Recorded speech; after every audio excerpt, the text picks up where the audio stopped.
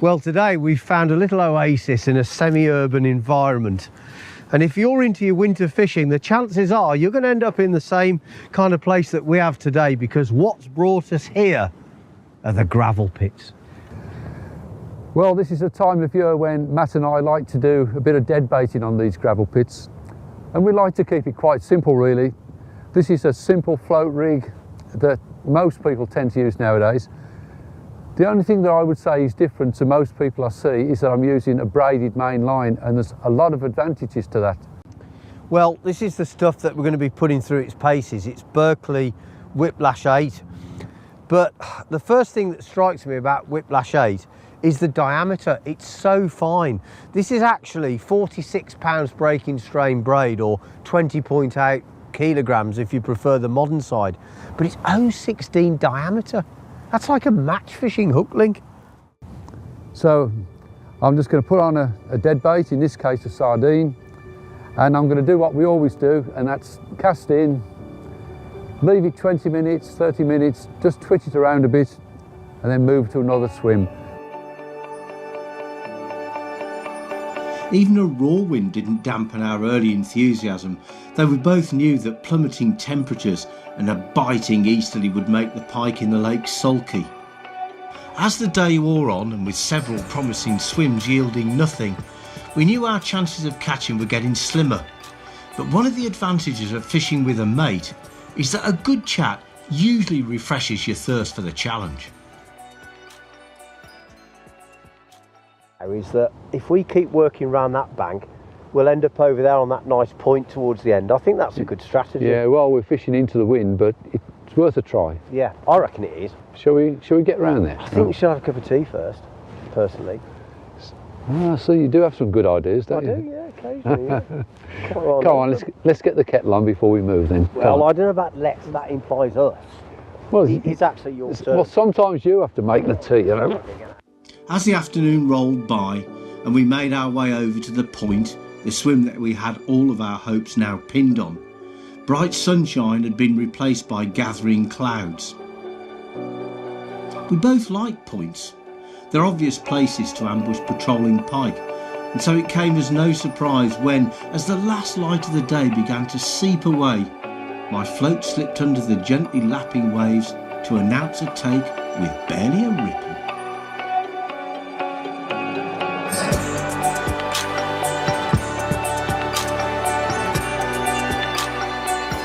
Heart pounding, I set the hooks and was relieved to feel a heavy answering thud down the braided line.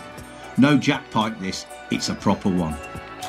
It was a good fight, and one that saw the fish breach the surface before going on a long run in an attempt to get round the point. To my relief, steady pressure paid off, though there were a few anxious moments.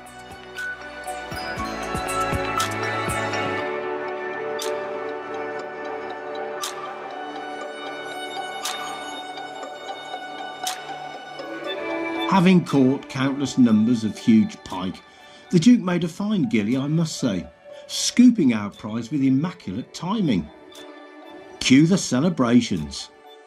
After settling the pike onto the unhooking mat, we began the job of unhooking it. Mick placed his knees either side of the pike and lifted its head, while I worked away with the forceps to free the trebles. The leeches on the pike's head were an indication that the cold weather had made the fish sulky and lethargic. Our mobile tactics had worked. We'd eventually dropped the bait right onto a fish's nose. There's no better feeling than slipping back a good fish on a challenging day. The numbness of freezing fingers forgotten, and the chance to share it with your fishing mate makes it even better.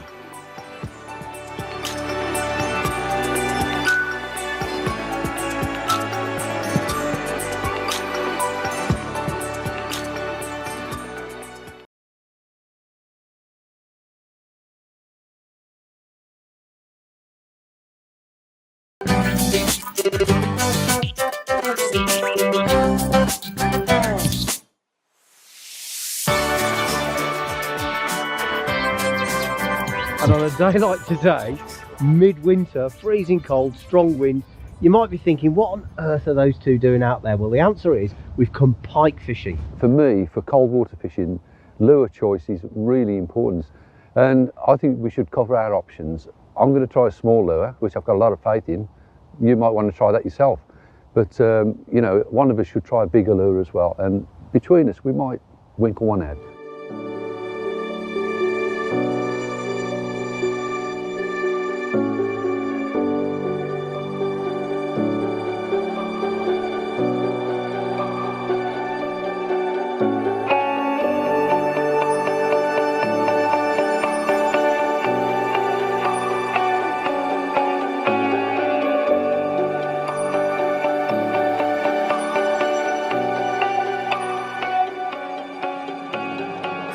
Yeah, oh God, I've caught the littlest one in the lake. It's breastfeeding on your lure. Oh dear, oh dear.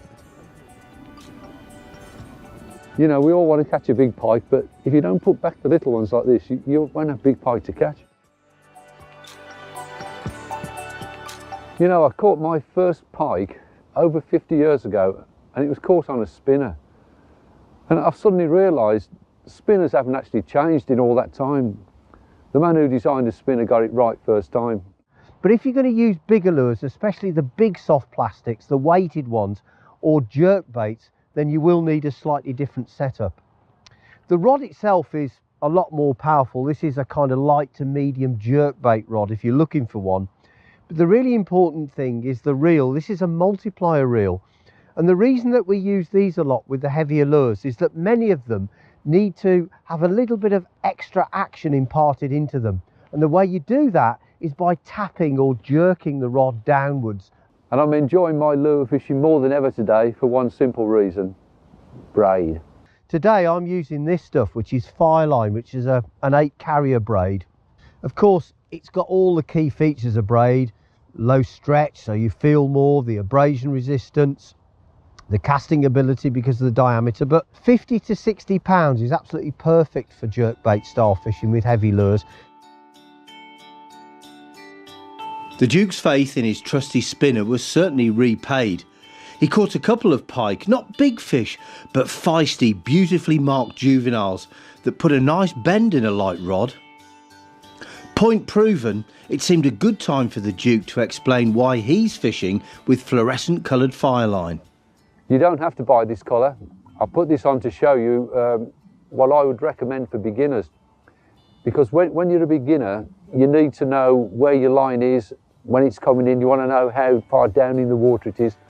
My own efforts with the bigger lures had proved fruitless, as it does sometimes, especially when the temperatures plummet. But the Duke, well, he hadn't finished yet.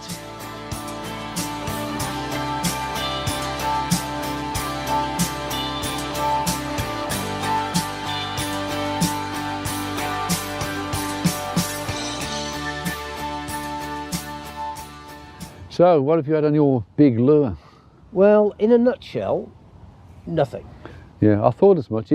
I mean, it was worth a try, but, well, I think I made a good choice because I've landed a couple of fish, and they're not big fish, but really pretty fish, and it's great to get a bite on a day like this. And I think I dropped a bigger one off. But I think you should join me on the spinner. Never one to look a gift horse in the mouth, I heeded the Duke's advice. With the sun now weak and low in the pale western sky, it was time to exchange the heavy lure rod for a spinning setup. It didn't take long for the spinner to prove its worth. A couple of casts and bang, I was in.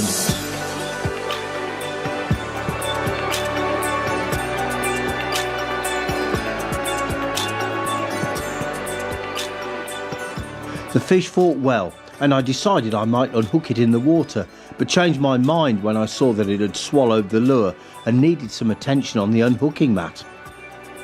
Spinner safely removed, I used the net to carry the pike safely back to the water. It's just the best way to do it. Fish don't have to be huge to be memorable, and they all deserve our respect. So, all's well that ends well. Another fishing tale in the bag. It might have been a last gasp wonder, but at least I'd saved a blank.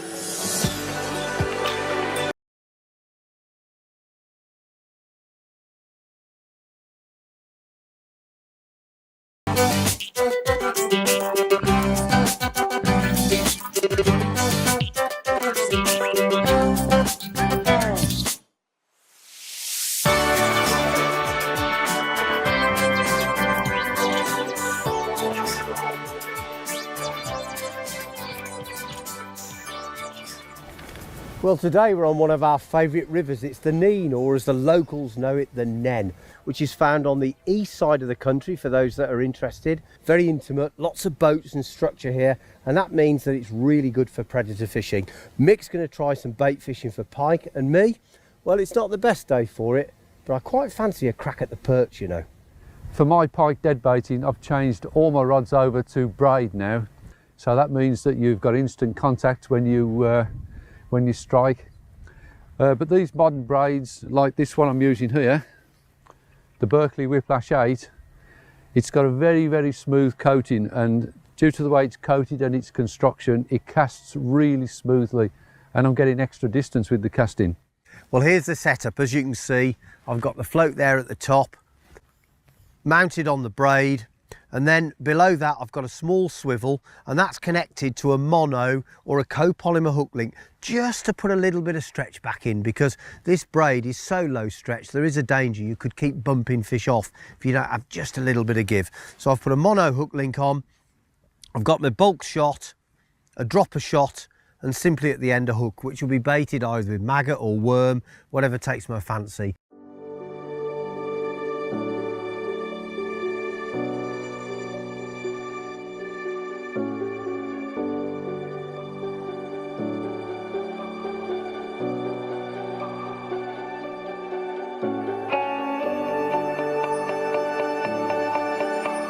We went at it.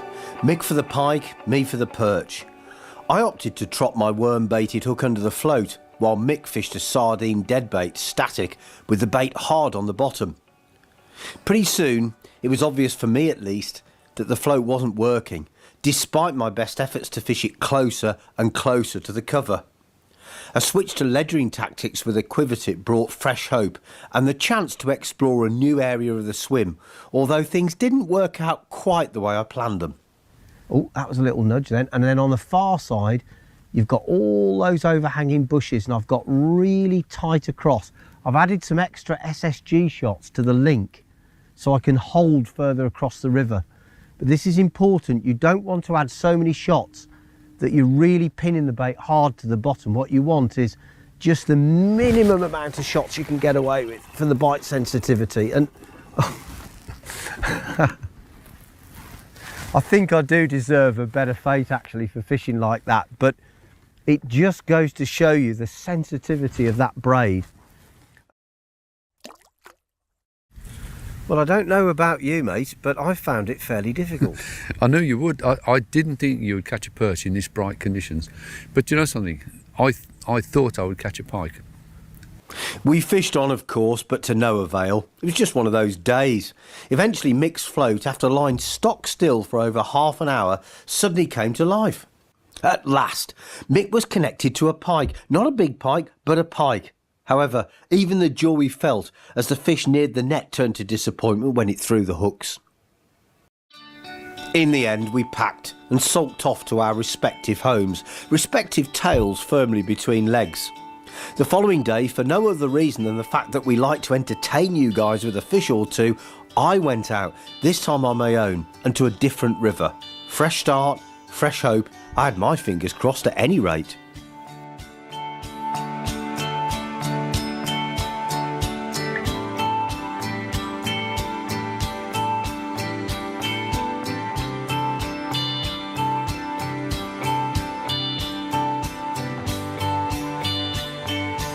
Come across today to the Warwickshire Avon, which is another one of my favourite small rivers, just to try and get a bite off a predatory fish. Perch, pike, zander, I really don't mind what takes my lure. Well, before the water gets too cold, I'm just going to try some casts along the edge with a plug. And I like to cover the edges of the river, the structure, the reed beds, the overhanging trees, the jetties, any boats that might be moored up. And the idea is get the lure in tight, crank it hard to get it to dive quickly, and then slow it down and give the fish a chance to latch onto it in these cold water temperatures. Yeah.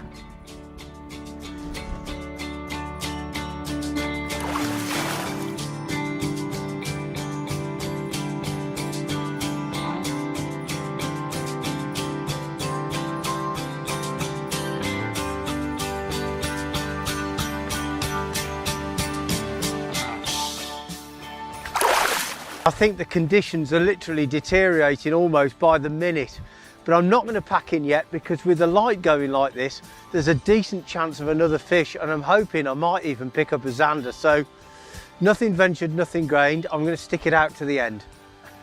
Oh, look at this. It's not, I was expecting a pike. It's not actually.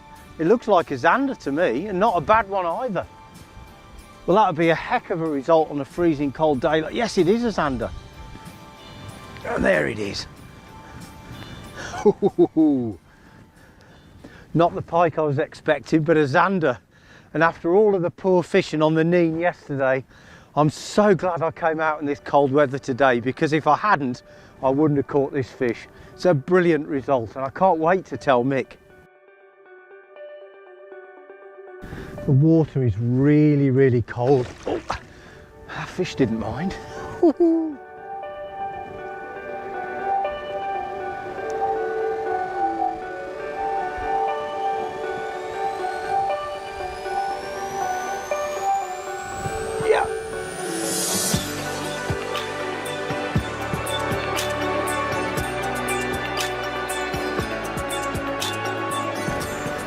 That was fantastic. A really good fight too. There we go.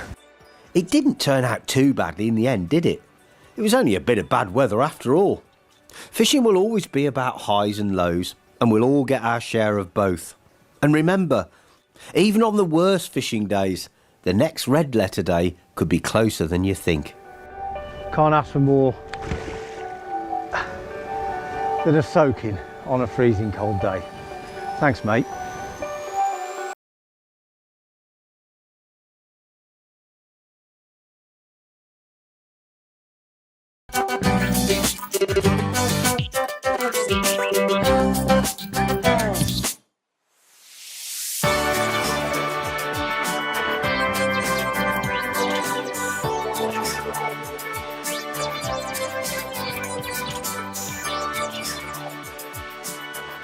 Well, today the Duke and myself are on the Warwickshire Avon. It's one of our favourite winter rivers. We are bracing ourselves for the storm that they're calling the Beast from the east. And even though it's a nice, calm, sunny day, it's already very, very cold, and the water temperature has been dropping for the last 3 days. So the fishing is definitely going to be tough, isn't it, Mick? What do you think we should do? Well, you know, when I left this morning, it was -5, and it's coming this way. But whatever we do, I think it's got to be slow, very slow and meticulous, because the fish aren't going to be chasing about. So I think, you know, we should keep an open mind, try lots of different things, and see what we can turn up. You know, we only want a couple of fish on a day like this. Well, it's absolutely glorious at the moment, but apparently the Beast from the east is on the way. Really sub-zero temperatures. It's only 0 in the air now, but it's going to get a lot colder in the next few days with lots of snow. So this is a race against time. Never mind the Beast from the east. This is the best of the West. 2 West Midlands lads going out on a day's fishing. We don't care about the weather. We just want to fish.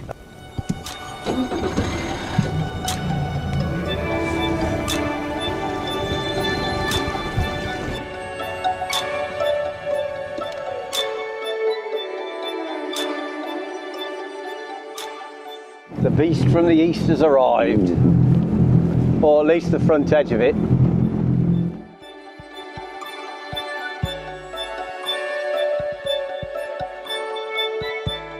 Right, well, I'll try the shad, and you try the drop shot. I'm going to try drop shot and just literally tickle it on the deck right under the boat. You can do this off the bank if you've got deep water, can't you, by jetties and platforms and things? Yeah. But off the boat, I find that just tickling it along underneath the boat as it slowly drifts, but you need very thin, strong braid to do this. Yeah.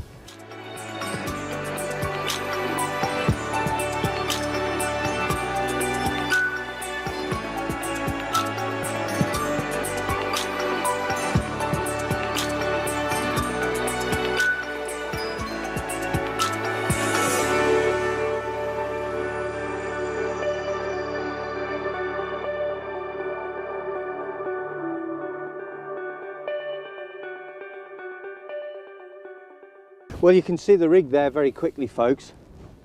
Really simple drop shot rig with a little weight at the bottom, and that's a cracker, isn't it? Lovely fish to catch on a snowy day. Oh yeah, look at the snow just settling on its flanks.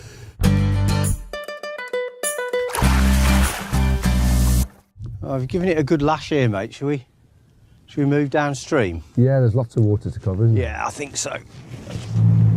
Not too bad, is it? No, it's a lovely river to fish, isn't it? Yeah. Fantastic. We've had some times on here, you know. Oh yeah. Over the years.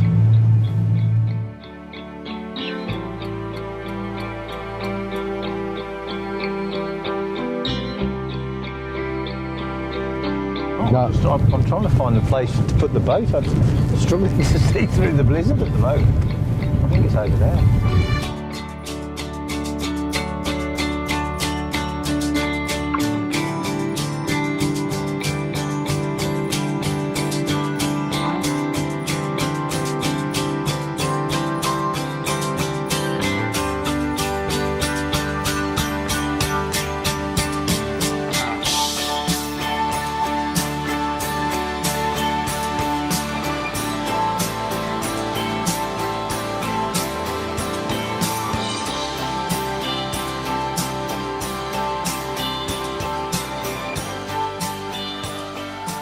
Lovely, mate. Oh, look at that. I'm pleased with that. And the snow stopped. Yeah. Well, I've got a sore throat and my hands are freezing, but you can't be unhappy with that, can you?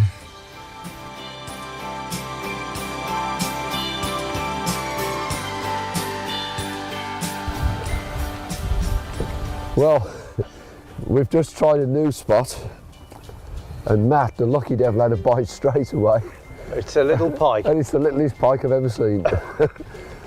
And he's got a face that only a mother could love, but he's my pike on a freezing cold day, and I'm very happy with him. Yeah. Beautiful little fish, actually. Well, if you took a look at us now, you'd think that we were in the Riviera. The sunshine's glorious and everything feels great. But 10 minutes ago, we had a blizzard, so you just can't work it out. I think the morning's gone really well. We've had a couple of fish. Frankly, we didn't expect to catch because it was so cold and the easterly wind, but we did.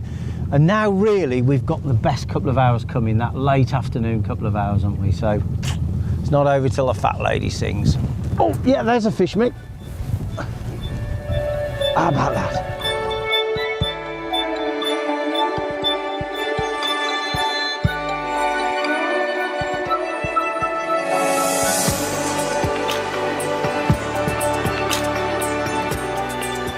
As the day wore on, the fishing simply got better and better. That's a normal thing on a normal day, but on a day like this one, we felt so blessed to be enjoying such good sport. But what was even better was not just to have survived, but also to have tamed the beast from the east.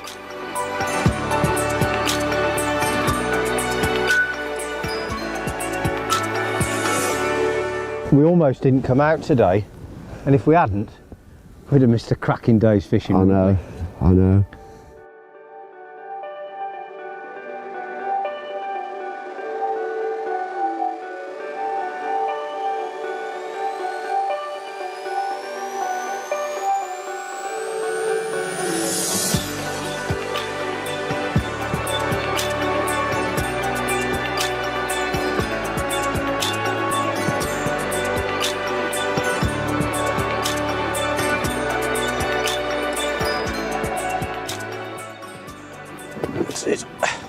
As sprightly as ever. Oh yes. Not a day over 93. No. Right. Yeah. I'm getting on myself. This is only a dusting, Matt, right till it really starts. You look like Father Christmas.